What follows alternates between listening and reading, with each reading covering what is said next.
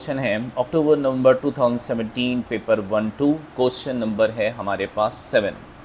The velocity time graph for a train starting at one station and stopping at the next station. ठीक है, और यहाँ से यहाँ तक शुरू में एक्सेलरेट करा है एंड देन फिर कांस्टेंट स्पीड से ट्रेवल कर रहा है एंड देन फिर कांस्टेंट डीसेलरेशन हमें नज़र आ रही है।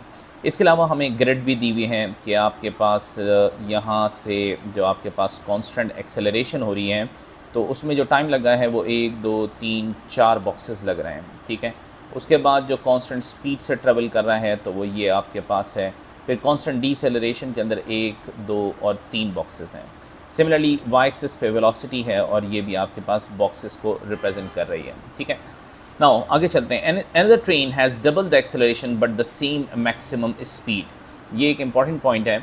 इसने क्या कहा कि एक और ट्रेन है उसकी एक्सेलरेशन आपके पास डबल है।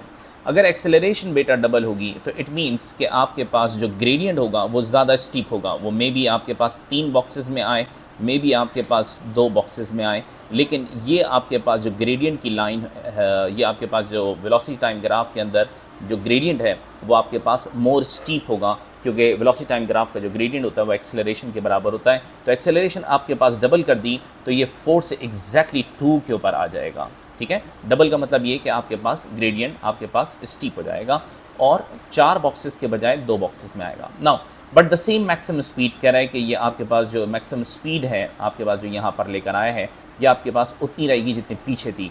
पीछे आपके पास यानी सवाल में जितनी थी आपके पास वो ये कि 1 2 3 4 5 6 7 8 बॉक्सेस पे ही रहनी चाहिए maximum speed and the same deceleration. तो डीसेलरेशन मेरे पास आ रही है 2 बॉक्सेस के अंदर, तो ये आपके पास 2 बॉक्सेस में ही डीसेलरेशन रहनी चाहिए।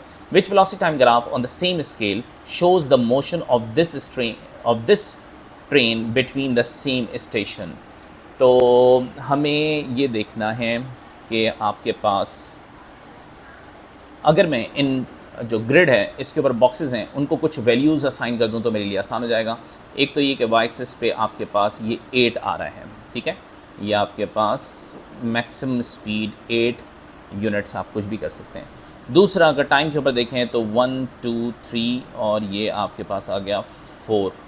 ठीक है, और 5 6 7 8 9 ये आ गया आपके पास 9। तो ये डेफिनेटली आपके पास बन जाएगा 11।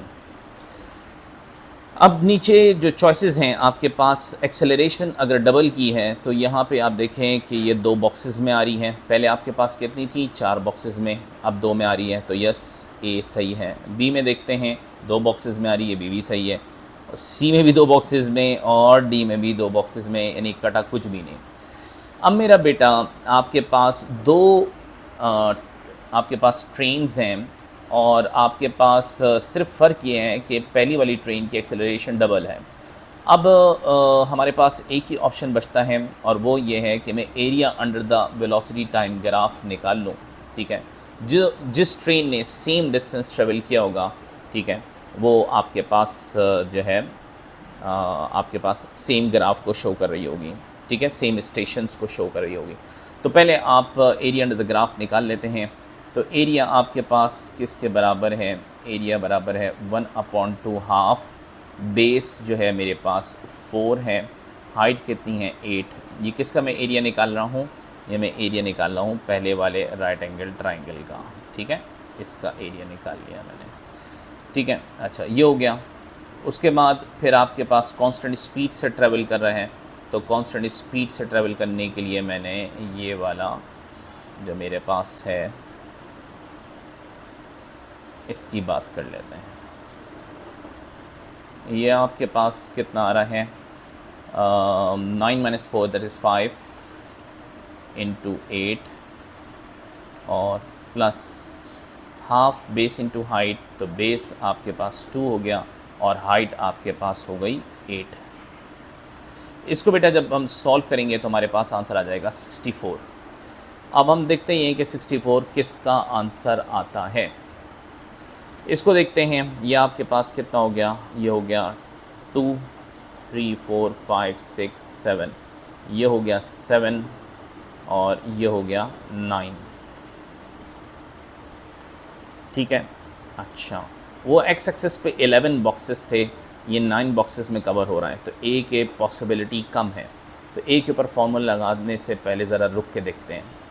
अच्छा, उसके बाद सी पे देखते हैं। सी के अंदर बेस 2 है, ये आपके पास वाई एक्सिस पे 8 है, और ये आपके पास 3 4 5 6, ये 6 हो गया, और ये आपके पास 8 हो गया। ये उससे भी छोटा ग्राफ है। इसका आंसर भी आपके पास 64 नहीं आने वाला। अब बी और डी रह गए। बी ऑप्शन देखते हैं। बी के अंदर आप ये देखें, ये 2 है, ठीक है, एक्सेलरेशन डबल हो गई, और 3 4 5 6 7 8, ये 8 हो गया। देखें ओरिजिनल क्वेश्चन में वो 9 था, ये 8 हो गया, ठीक है, लेकिन एक्सेलरेशन डबल है, सही है।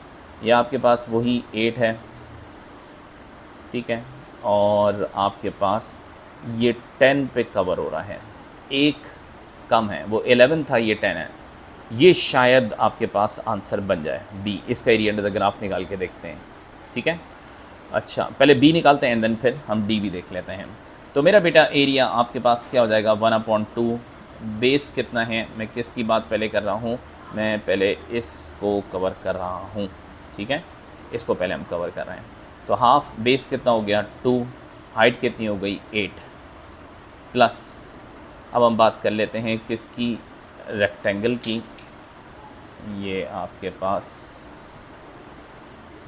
ये हो गया, ठीक है, तो ये आपके पास रेक्टेंगल है, और ये हो गया आपके पास बेस 8 - 2 दैट इज़ 6, ठीक है, और हाइट आपके पास वही 8 हो गई, ठीक है। उसके बाद फिर प्लस लिख के आपके पास आखिरी रह जाता है ये वाला,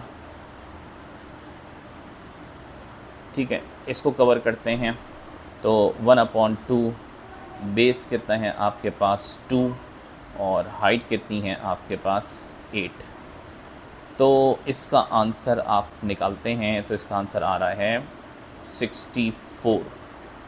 तो मेरे बेटा ये दोनों आंसर मैच कर रहे हैं, तो आंसर आपके पास बी हो जाएगा। अब हम डी चेक करते हैं कि डी के अंदर क्या है आपके पास। ये हमारे पास क्या आ गया 2 3 4 5 6, ये हो गया 9, और ये हो गया 11, ठीक है।